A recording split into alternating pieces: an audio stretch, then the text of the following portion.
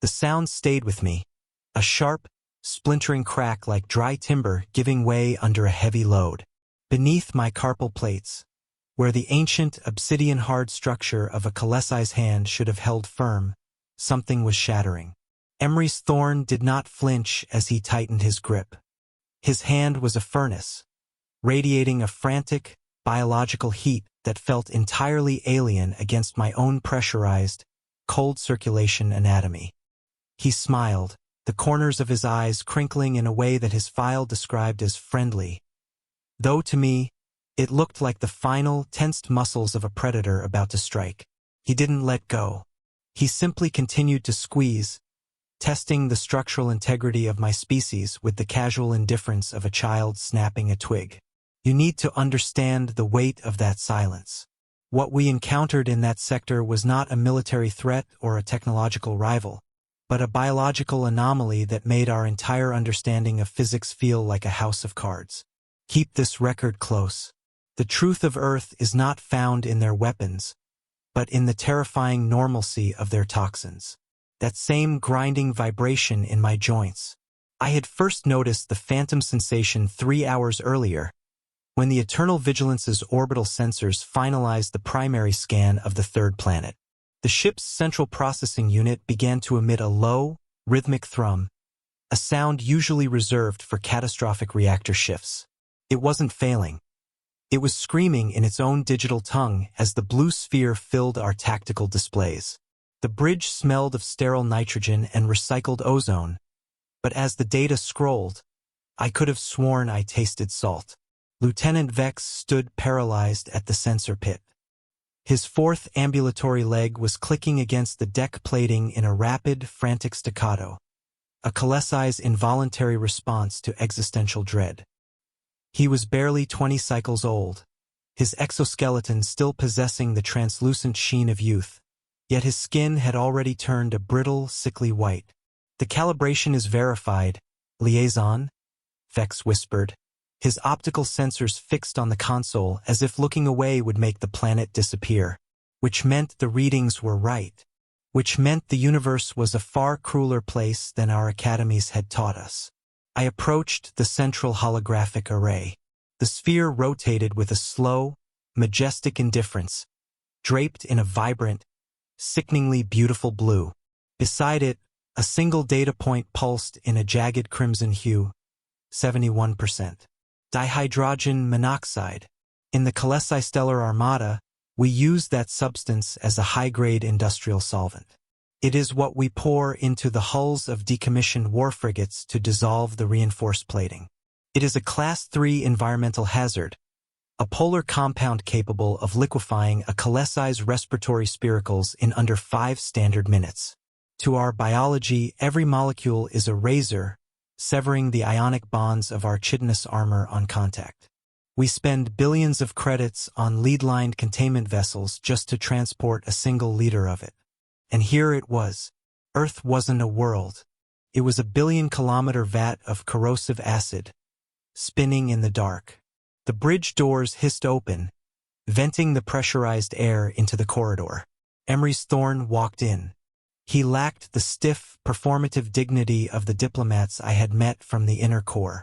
He moved with a heavy, grounded gait, his footsteps echoing with a density that suggested his bones were made of reinforced carbon. As he approached the command table, he stopped. He pulled a small, gray microfiber cloth from his pocket and meticulously wiped a faint smudge of grease off the corner of the holographic projector. He didn't look at us. He just polished the metal with a practiced, rhythmic motion, the ingrained habit of a man who had spent his life cleaning floors before a council gave him a title. "The humidity is a bit low in here, isn't it?" Thorn asked. He didn't wait for a translation. He marched to the tactical map, his presence commanding a gravity that felt like a physical weight. He noticed a stray data stylus that had rolled onto the floor during Vex's earlier panic. He picked it up, inspected the tip for dust with a squinted eye, and placed it perfectly parallel to the console edge before finally meeting my gaze. 71%, I managed to say, my vocal slits feeling dry and brittle. Thorn glanced at the red pulsing readout. He didn't gasp. He didn't recoil. He barely acknowledged it. Yeah, the Pacific is a big one.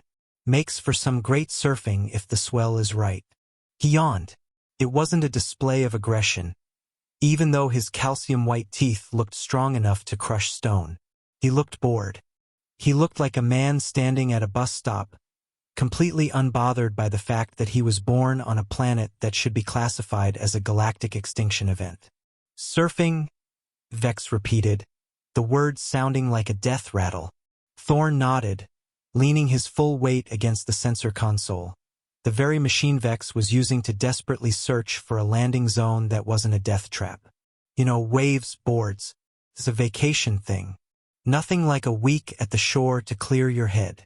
Vex console chirped with a high-pitched alarm usually reserved for hull breaches. He hadn't just looked at the planet. He had pulled the delegate's biological file. The screen displayed a biological cross-section of Emery's Thorn, and the visual was almost entirely a shimmering, pulsating blue.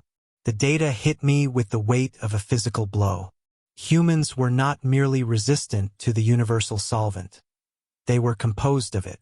60% of Thorn's internal volume was dihydrogen monoxide, pressurized by a dense, mineral-based skeleton and encased in a self-repairing dermal layer. To a Colessi, a human was a walking catastrophic failure.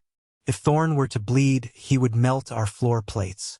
If he breathed too close to a sensor, he would corrode the optics. He stood there, a mobile containment breach, casually leaning against our most sensitive equipment while he looked for a drink. The human was a mobile containment breach waiting for a reason to spill. Thorn paused. He noticed a small, loose thread hanging from his left shirt cuff, pinched it between two fingers, and snapped it off with a sharp tug. He reached out his hand again. The human delegation was departing, and protocol demanded a final exchange. I saw the hand coming. I remembered the data, the 1.3 billion cubic kilometers of liquid death he called a vacation home. The yawn wasn't a threat display. It was the profound boredom of a species that considers a death ocean a weekend getaway. And now his hand closed around mine. It felt like the crushing weight of the deep sea. The sound returned. It wasn't just physical strength. It was the absolute, terrifying indifference of a creature that spent its weekends wrestling with the substance that dissolved my world. Thorn didn't see me as an enemy. He didn't even see me as a threat. He was just being polite. He squeezed, the plates in my wrist shifting, and then he let go. He offered a casual wave before stepping toward the airlock. The eternal vigilance didn't just move. It fled.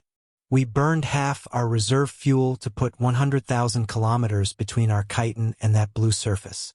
High Command issued the reclassification within the hour. Earth was no longer a contact candidate. It was a restricted hazard zone. Vex sat in the silence of the darkened bridge. The 20-cycle-old officer didn't reset his console. He just kept his fourth leg perfectly still, staring at the spot where the human had leaned. His leg didn't click anymore. It was frozen. The white-bordered brochure lay on the command table. I picked it up with my uninjured hand, the paper feeling unervingly dry. On the cover, a human child stood waist-deep in a crashing blue wave, mouth open in a wide, toothy laugh. I placed the paper into the lead-lined containment slot. The heavy metal door slid shut with a dull, final thud.